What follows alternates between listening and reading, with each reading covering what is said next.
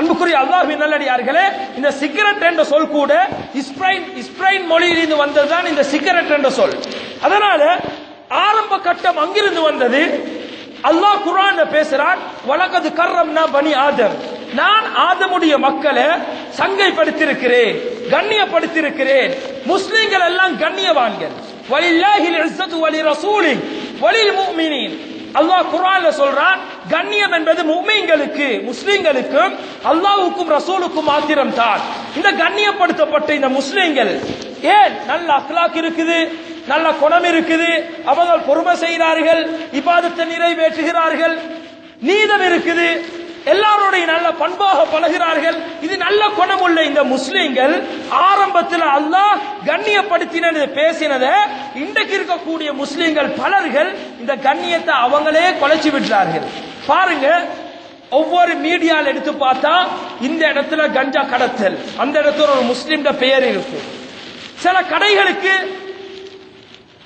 Check பாயிண்ட்டுக்காக ஒரு checker வருவார்கள். வரும்போது அந்த கடையில சிகரெட் ஒழிப்பார்கள். மேலான சகோதரர்களே, அந்த கடை அந்த இடத்துல பாயிண்ட் பண்ணப்படுகிறது, ரெட் சீல் வைக்கப்படுகிறது. இதே மாதிரி கஞ்சா தூள் இதுல கூடுதலாக முஸ்லிம்கள் இன்றைக்கு ஈடுபடுகிறார்கள். எப்படி அல்லாஹ் கண்ணியப்படுத்தின அந்த முஸ்லிம்கள் இன்றைக்கு அவர்கள் தன்னையே மதிக்காம இந்த போதை வஸ்து பயன்படுத்தினா அதுக்கு அடிமையாகிடுவார்கள். அவருடைய அந்த ஐடென்டிட்டியே இல்லாம போயிட்டு, நான் ஒரு முஸ்லிமே என்ற சிந்தனையே இல்லாம போயிட்டு அதிலே ஈடுபடுகிறார்கள். அன்புக்குரிய அல்லாஹ்வின் நல்லடியார்களே, அல்லாஹ் எங்களை கண்ணியப்படுத்தி இருக்கிறார். இந்த முஸ்லிம்கள் இன்றைக்கு செய்யற இந்த சிலர்கள் செய்யக்கூடிய இந்த போதை வஸ்து பாவனையால எல்லா முஸ்லிம்களுக்கும் கேவலமாக இருக்குது. அல்லாஹ் கண்ணியப்படுத்தின முஸ்லிம்களை நாங்களே இன்றைக்கு எங்களில் சிலர்கள் கேவலப்படுத்தி கொண்டிருக்கிறோம்.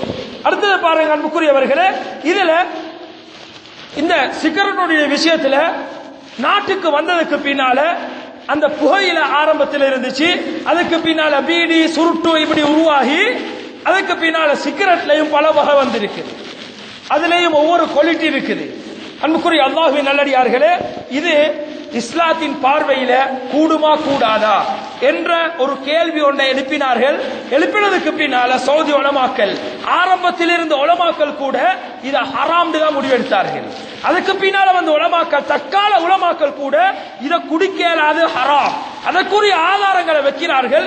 முதலாவது ஆதாரம், வலா தக்துலு அன்ஃபுஸக்கும், நீங்க உங்களையே கொண்டு கொள்ள வேண்டாம், தற்கொலை.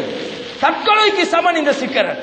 அன்புக்குரிய அல்லாஹ்வின் நல்லடியார்களே, தற்கொலையை ரெண்டா பிரிக்கிறார்கள். அந்த தற்கொலையில ஒன்று உடனே அவர் அந்த இடத்திலே மௌத்தாகிறது, இன்னொன்று கொஞ்சம் கொஞ்சமாக மௌத்தாகிறது. இந்த ரெண்டு தற்கொலை தான், ஆனா காலம் வித்தியாசம்.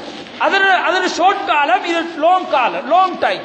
மேலானவர்களே, இந்த சிகரெட்டுடைய விஷயத்துல குர்ஆன் பேசு, அல்லாஹ் குர்ஆன் ஒரு வசனத்தை சொல்றான், வலா தக்துலு அன்ஃபுஸக்கும், நீங்க உங்களையே கொலை செய்து கொள்ள வேண்டாம். அத ஆதாரத்தை எடுத்து உலமாக்கள் இந்த சிகரெட் இதால வரக்கூடிய விபரீதம், உடம்புக்கு எஃபெக்ட் ஆகுது, நோய்வாய்ப்பட்டான், 50 வயசு வரை வாழ்றவன் 20 வயசோட மௌத்தாகிறான், தண்ட உயிரே தற்கொலை செய்து கொள்றான். அதனால் அன்புக்குரியவர்களே, இது முதலாவது ஆதாரமாக இருக்குது.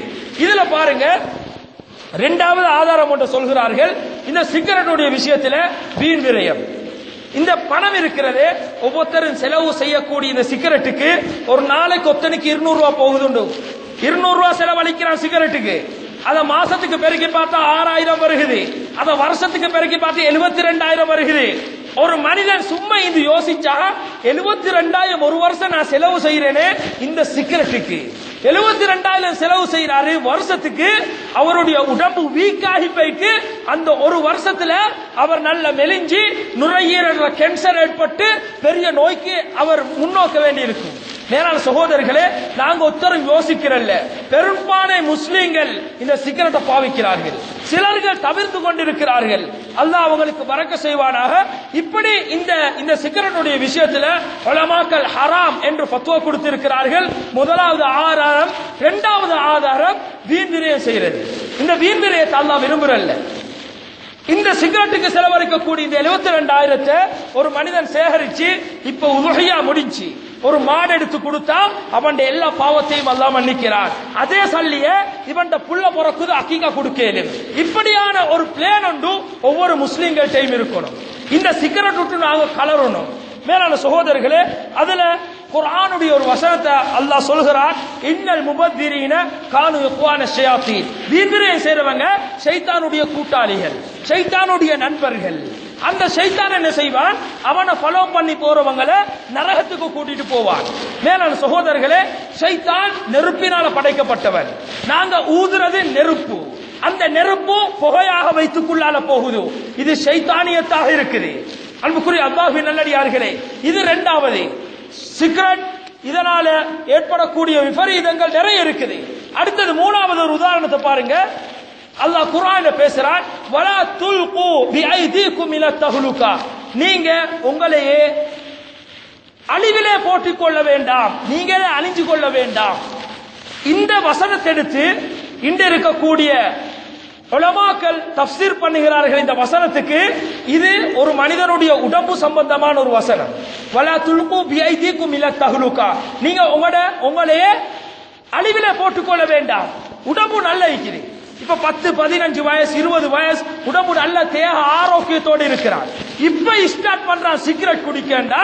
மேலானவர்களே, இவன் ஸ்டார்ட் பண்ணினதிலிருந்து இவன் 60 வயசு வரை வாழணும் இருந்தால் அதற்கிடையில இவன் கண்டினியூவாக குடிச்சு கொண்டே இருந்தான்டா 30 வயசு 35 வயசுக்குள்ளால இவனுக்கு பெரிய நோய் ஒன்று ஏற்படும். அதனால அல்லாஹ் குர்ஆன்ல சொல்றான், நீங்களே உங்களை அழிவில போட்டுக் கொள்ள வேண்டாம். உங்களுக்கு நல்ல ஒரு வாழ்க்கை இருக்குது, சுகத்தை தந்து இருக்கிறேன். சுகம் என்பது பெரிய ஒரு ஆரோக்கியம். இதை நாங்களே கெடுத்துக் கொள்றோம். தெரிஞ்சு குடிச்சு கொண்டு நாங்களே அதை இழுத்துக்கொண்டு எங்களுடைய வாழ்க்கையை ஒரு மோசமான பாதையில கொண்டு சென்று கொண்டிருக்கிறோம். அன்புக்குரிய அல்லாஹ்வின் நல்லடியார்களே, இந்த வசனத்தை வச்சியும் இந்த சிகரெட் ஹராமாக உலமாக்கள் பேசியிருக்கிறார்கள். அடுத்தது பாருங்க, இந்த சிகரெட்டால மற்றவனுக்கு தீங்கு, இது குல் மூணாவதற்கு தீங்காக இருக்குது. அத இன்றைக்கு டாக்டர்ஸ்மார் பேசுறது செகண்ட் ஹேண்ட் ஸ்மோக்கிங் பேசுவாங்க. நாங்க குடிக்கிறோம், பக்கத்தில் ஒருத்தர் இருந்தா குடிக்கிறவருக்கு 10% தான் எஃபெக்ட் ஆகும்டா, பக்கத்தில் இருந்து மூச்செடுக்கிறவருக்கு 90% எஃபெக்ட் ஆகுது. மேலான சகோதரர்களே, இதைத்தான் எல்லா இடத்திலையும் பஸ்ல கூட நோ ஸ்மோக்கிங் போட்டு இருக்கும், முக்கியமான இடங்கள்ல நோ ஸ்மோக்கிங் போட்டு இருக்கும். ஏன்? மற்றவனுக்கு தீங்கு.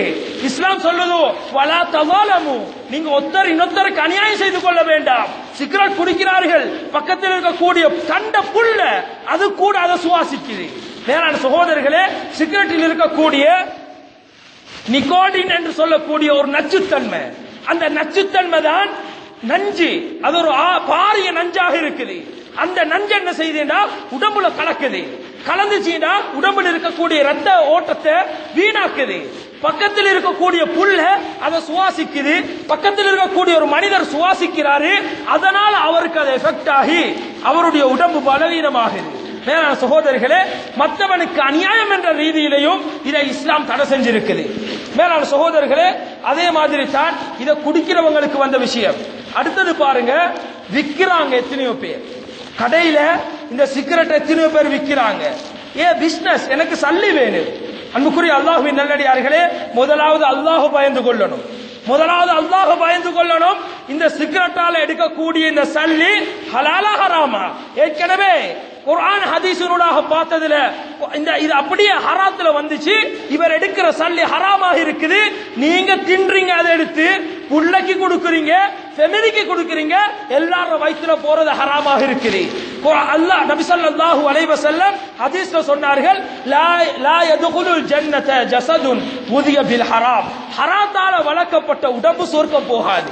எத்தனை கடையில இன்றைக்கு மறைச்சு வியாபாரம் பண்றாங்க, ஹராம் தெரிஞ்சு வியாபாரம் பண்றாங்க.